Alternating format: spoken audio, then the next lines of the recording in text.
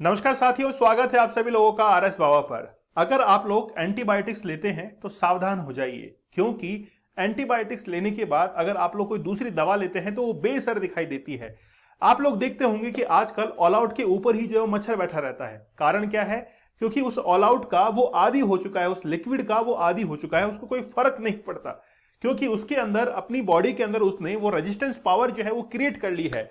आप लोग देखते होंगे कि पहले हम लोग बुखार की जो दवा है उसको लगभग 100 mg, 200 mg, 300 mg तक लेते थे, लेकिन आज एक नई मार्केट के अंदर दवा आने लग गई है 650 mg की।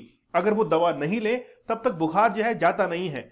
ये क्या हुआ कि पहले हम लोग 200 mg की दवा लिया करते थे, आजकल 650 mg की दवा लेते हैं, तब जाकर बुखार जो है वो खत्म होता है। क्यों? क्योंकि हमारी बॉडी जो है अब उसको रजिस्ट जो है वो करने लग गई है, उसका अब हाई डोज हमको लेना पड़ता है। ये हुआ क्यों? क्योंकि एंटीबायोटिक्स जो है हमने बहुत लगातार लंबे समय तक जो है इस्तेमाल की है, जिसका रिजल्ट आज ये है कि हम लोगों को ज्यादा दवा लेनी पड़ती है, क्योंकि छोटी मोटी दवा से हमारे ऊपर कोई भी असर नहीं होता है। आज के लेक्चर में हम लोग ये जानेंगे कि आखिरकार एंटीबायोटिक्स कैसे वर्क करती है हमारे शरीर के अंदर, और ये रेजिस्ट पावर जो है वो कैसे क्रिएट हो जाती है, इसके बारे में हम लोग आज जिक्र करेंगे। लेकिन सबसे पहले मैं आप लोगों को ये बताता हूं कि एंटीबायोटिक रेजिस्टेंस जो है वो आखिरकार होता क्या है। देखिए, सबसे पहले तो ये समझिए कि आखिरकार एंटीबायोटिक्स हम लोग लेते क्यों हैं। मान लीजिए कि आप लोग एक पार्क के अंदर खेलने के लिए गए हैं और वहां पर आप लोगों को चोट लग गई है। आप डॉक्टर को दिखाने के लिए जाते हैं और डॉक्टर जो है आपको दवा लिखता है और दवा के अंदर एंटीबायोटिक्स होता है। आप लोग ये समझ लेते हैं कि एंटीबायोटिक्स जो है हमारे घाव को ठीक करेगा। ध्यान रखिए कि एंटीबायोटिक्स कभी भी जो है वो घाव को ठीक नहीं करता है। ये हमारी बॉडी जो है वो सेल्फ रिपेयर करती है उस घाव को। लेकिन अगर आपकी बॉडी के अंदर कोई भी इंफेक्शन होता है, कोई भी बैक्टीरियल इंफेक्शन होता है, तो उसको रोकने के लिए आपको जो है एंटीबायोटिक्स दी जाती है, ताकि कोई भी इसके अंदर इंफेक्शन ना हो। लेकिन फिर गड़बड़ी कहां पर है? गड़बड़ी ये है कि जब आप लोग एंटीबायोटिक्स लेते हैं तो लेने के बाद जो वो बैक्टीरिया है वो कुछ हद तक समाप्त हो जाता है। जैसे आपने आज दवा ली है तो जो 100% बैक्टीरिया था वो 80% पर आता है। आपने फिर अगले दिन दवा ली, वो 60% पर बैक्टीरियल इन्फेक्शन पहुंचता है। फिर आपने और दिन जो है वो दवा ली है, फिर वो 50% पहुंचता है। आपका शरीर जो है वो अब अच्छे से वर्क करने लग जाता है। आप लोगों को लगता है कि अब जो है दवा काम कर रही है। आप क्या करते हैं? एंटीबायोटिक्स को जारी रखते हैं जब तक कि वो पूरी तरीके से ठीक नहीं हो जाता है। लेकिन उसका रिजल्ट ये होता है कि आप जो है जब भी कोई दवा लेते हैं तो या तो बिना डॉक्टर के प्रिस्क्रिप्शन के लेते हैं, मेडिकल स्टोर पर जाते हैं और ये कहते हैं कि हमें जो है वो एंटीबायोटिक्स के साथ में सब तमाम दवा जो है दे दीजिए, बुखार की दवा। इसलिए मेडिकल वाला क्या करता है कि आपको दवा तो देता ही है, पैरासीटामोल वगैरह कुछ भी, और उसके साथ में आपको हाई डोज जो है वो एंटीबायोटिक्स देता है और आप लोग ठीक हो जाते हैं, आपको डॉक्टर की जरूरत ही नहीं पड़ती है। लेकिन वो जो आप लोगों ने एंटीबायोटिक्स ली है उससे आपके शरीर के अंदर जो बैक्टीरिया मौजूद है वो और शक्तिशाली हो जाता है। आप लोग इस गणित को ऐसे समझिए कि जब भी आप लोग एंटीबायोटिक्स लेते हैं तो कुछ बैक्टीरिया जो है वो ये समझ जाते हैं कि आखिरकार वो जो एंटीबायोटिक्स आपने ली है वो वापस से आ रही है, इसीलिए वो उससे छिप जाता है। अगर छिप जाएगा, बच जाएगा, तो वो बहुत लंबे समय तक आपके शरीर के अंदर जो है वो जीवित रह पाएगा। इसका मतलब ये हुआ कि आपकी बॉडी के अंदर उसने रहने की क्षमता जो है वो विकसित कर ली है। जब तक आप जो है अगर हाई डोज नहीं लेके आएंगे, अपनी दवा को चेंज नहीं करेंगे, तब तक वो बैक्टीरिया जो है आपके शरीर में रहेगा। लेकिन आपके शरीर के अंदर वो बैक्टीरिया पहुंचा कैसे? आप जब भी कोई प्रोडक्ट जो है वो कंज्यूम करते हैं, खाते हैं, मान लीजिए मिल्क कंज्यूम कर रहे हैं, लेकिन अगर मान लीजिए कि जो गाय है, भैंस है, उसको एंटीबायोटिक्स दी गई है तो वो आपके शरीर के अंदर पहुंचना शुरू कर देती है। आप अगर नॉनवेज है तो जो भी नॉनवेज आप कंज्यूम करते हैं उससे भी आपके अंदर जो है वो एंटीबायोटिक्स पहुंच सकती है। मतलब इसको हम लोग कहते हैं कि ये जो है वो बेसिकली बायो मैग्निफिकेशन होता है। और एक रिपोर्ट ये कहती है कि 2050 तक लगभग 1 करोड़ लोग जो है वो इससे अपनी जान जो है वो गंवा सकते हैं। किसके कारण? एंटीबायोटिक्स को बहुत ज्यादा हैवी डोज लेने के कारण। ठीक है, तो एंटीबायोटिक्स जो है इसका वर्क आप लोग समझ चुके होंगे। अच्छा, देखिए, अभी हाल ही के अंदर हमारे एक परिवार के अंदर एक व्यक्ति जो है उनको बहुत दिनों से जो है वो जुकाम वगैरह थी, बीमार वो थे। तो उन्होंने जब ब्लड टेस्ट करवाया तो उनके ब्लड के अंदर सीआरपी जो है वो काफी बढ़ा हुआ आया। सीआरपी बढ़ने का रीजन ये था कि उनकी बॉडी के अंदर काफी ज्यादा इन्फेक्शन हो चुका था, इसीलिए वो सीआरपी बढ़ा हुआ आया था। लेकिन उन्होंने जब ये पूछा अपने डॉक्टर से कि डॉक्टर साहब, जब ये इन्फेक्शन मेरी बॉडी के अंदर हुआ तो मुझे बुखार क्यों नहीं आया? तो फिर डॉक्टर साहब ने ये कहा कि आप जो एंटीबायोटिक्स पहले से ले रहे थे इसलिए जो है बुखार आपके शरीर के ऊपर नहीं आया, और ये जो इन्फेक्शन था वो आपको पता भी नहीं लगा। अब इसके अंदर हुआ क्या कि एंटीबायोटिक्स जो थी उसने उस दवा का असर जो है उसको खत्म कर दिया और उस व्यक्ति को महसूस नहीं हुआ कि मुझे जो है वो कोई भी इन्फेक्शन है। ठीक है। अब ये जो एंटीबायोटिक्स है वो दो तरीके का होता है, based on mode of action.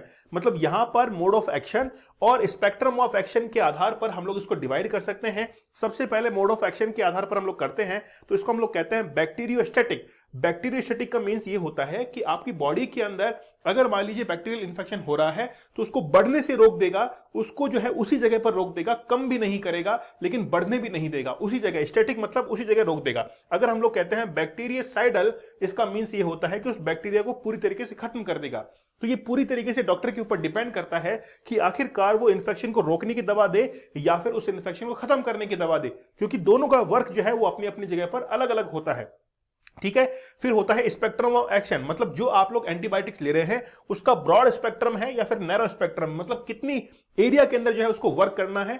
तो ये तमाम चीजें जो है वो डॉक्टर डिसाइड करता है। इसलिए कहते हैं कि आप जब भी कोई बीमार हो तो आप जो है डॉक्टर की सलाह से ही एंटीबायोटिक्स ले, क्योंकि डॉक्टर ये समझता है यानी कि इस चीज को समझता है कि आपको दवा कौन सी देनी है, किस टाइप की जो है एंटीबायोटिक्स आपको देनी है, जिसके कारण आप जो है उस घाव को या फिर अपनी बीमारी को जो है वो ठीक कर पाएंगे इजीली। ठीक है। हर साल दुनिया में 10 लाख से ज्यादा लोग जो है वो मारे जाते हैं। दक्षिणी एशियाई देशों में 4 लाख लोगों की मौत ऐसे खतरनाक इंफेक्शन से जो है वो हो रही है। जिन भी लोगों को यानी कि जिन लोगों पर ये दवा असर नहीं कर रही है वो ऑलरेडी जो है वो कई बार एंटीबायोटिक्स ले चुके हैं, हाई डोज जो है उनको लेना पड़ता है। वर्ल्ड बैंक की ताजा रिपोर्ट के मुताबिक एंटीबायोटिक दवाओं के बेअसर होने की वजह से अगले 25 सालों में ग्लोबल एक्सपोर्ट जो है उसमें 3.8% जो है उसकी कमी आ सकती है। किसकी? एंटीबायोटिक्स की। तो जो भी दवा एक्सपोर्ट हो रही है उसके अंदर आगे आने वाले समय के अंदर 3.8% जो है वो कमी आ सकती है। हर साल पैदा होने वाले लाइव स्टॉक जैसे मीट है, डेयरी प्रोडक्ट्स है, उनके अंदर भी 7.5% जो है वो कंजप्शन रेट कम हो सकती है, क्योंकि उनके अंदर अब बायोमैग्निफिकेशन हो चुका है। उनके अंदर जो उनको पालने वाले लोग हैं वो उसको एंटीबायोटिक्स देते हैं उसको जीवित रखने के लिए, उसको तरोताजा रखने के लिए। इसीलिए उसको जो कंज्यूम करने वाले लोग हैं उनके अंदर कमी आ सकती है। स्वास्थ्य पर आने वाले खर्च में $1 ट्रिलियन की बढ़त हो जाएगी।